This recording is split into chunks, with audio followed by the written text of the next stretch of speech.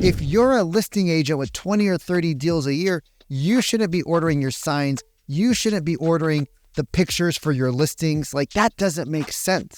You could have a virtual assistant do all of that. Or you can have an in-house admin. Just figure out which portion you want and what your budget allows. To have somebody locally, or do you need to invest maybe somebody virtually? That gives you the support that you need, but it doesn't wear you down.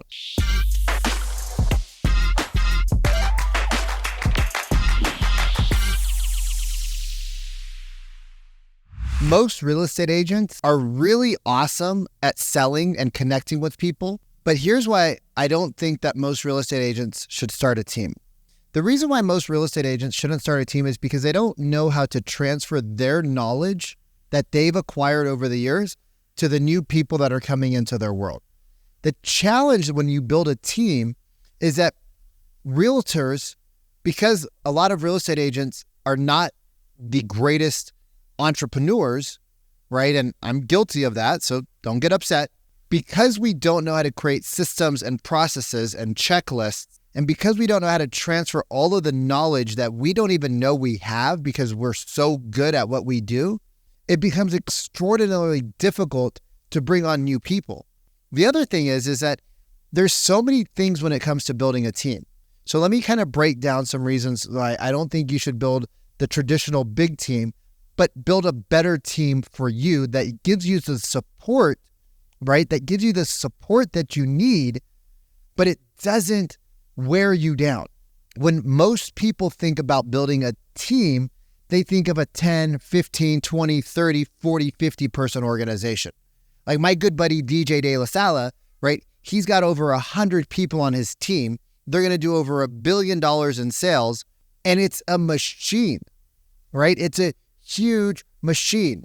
When I think of a team for the solo agent that's burned out, tired, exhausted, running around doing everything, here's what I think of. I think the first hire is an admin, right? You need somebody to do the tasks you hate doing. Now that could be somebody virtually overseas, and there's a lot of programs out there. There's a lot of great VA companies out there. My good buddy Lath has a VA company. He helps amazing entrepreneurs get the support they need. And you do that all virtually. You pay $5 to $9 an hour. It saves you a ton of money. They can handle your transaction coordination. They can handle your CRMs, clean it up. They can handle your emails, right? There's a ton of things they can do. That's the first step. Get some help, right? So when most agents who are frustrated, it's because they are doing too many tasks that they don't need to be doing. I have so many agents that have started working with me. They're doing 30, 40, 50 deals a year, and they're still ordering their signs. They're still the ones that are getting the pictures, right? Like if you're a listing agent with 20 or 30 deals a year, you shouldn't be ordering your signs. You shouldn't be ordering the pictures for your listings. Like that doesn't make sense. You could have a virtual assistant do all of that, scheduling, all of that. Or you can have an in-house admin that's going to cost you somewhere between $50,000 to $60,000 a year, right? Because you want a quality person, maybe a little bit less, depending on if they're full-time or part-time, but somewhere between 40 to 60 grand a year, US based. Some people want the proximity to have somebody go drop off booties at the house. Somebody wants the assistant to go drop off dry cleaning. Somebody wants the assistant to go drop off flyers. Somebody wants to have the assistant go meet the stagers, right? All of that's fine. Just figure out which portion you want and what your budget allows. Can you afford to invest $3,000 to $5,000 a month to have somebody locally? Or do you need to invest maybe $500 to $1,000, $2,000 and have somebody virtually? So the first step when you build a team is get help. Second thing that real estate agents do horribly is they don't love prospecting. So you need somebody to help you prospect, whether that's an ISA in-house, or you can use like my buddy's company with Sheridan Street. You can hit up my buddy Cody, and you can get a dedicated ISA that they will train, they will hire, and that ISA will do all of your calls for you, right? So whether you hire it in-house, which is what I liked because I'm a control freak, or you take it out of house and you hire a service or a virtual assistant to do it for you, you need somebody to be on the phones. You need somebody to be in your DMs. You need somebody to do outreach for you so that you have a full calendar. If you don't do an appointment a day with a new prospect, you're going to have the unpredictable roller coaster income. 1 month you're going to do great because you were prospecting the month before. Then you get busy and you have to order signs and you got to, Vic, I don't have time for this stuff. Oh my God, I'm so busy. Vikram, I can't meet with people. I have to do the escrow stuff and I got to do these things, right? That's why we need the admin. So first we get support, then we get the ISA, right? Because if we don't have somebody reaching out on our behalf, because I know most real estate agents are not making 100 attempts, 100 dials, 100 door knocks a day because you say you have too much stuff on your plate. So you don't time block it because it's frustrating. You got to take care of the client you have in front of you is what you feel. And so you're not taking care of your prospecting.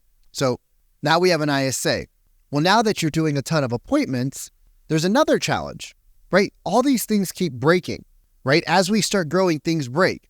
So now we have an ISA. Now we have support. Now we have a bunch of appointments. Now the problem is that you have buyers that want to see houses. Oh my God. Vikram, you didn't tell me the buyers were going to actually want to see the house. What am I going to do? I have an ISA scheduling appointments. I have escrows. I have all these things going on. I have listings that I have to do open houses for. I need a buyer's agent. Maybe you don't need a buyer's agent.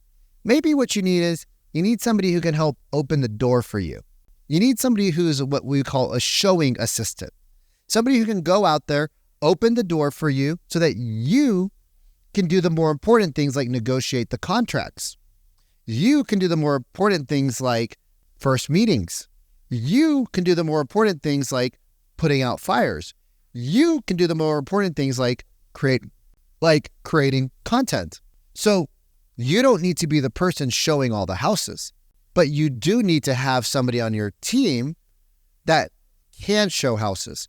And guess what? To train somebody to be a buyer's agent versus training somebody to open doors is magnitudes of difference. Somebody opening the doors is a minor training session, right? You got to teach them a few things, but it's a much smaller gap. But teaching somebody how to be a buyer's agent is huge.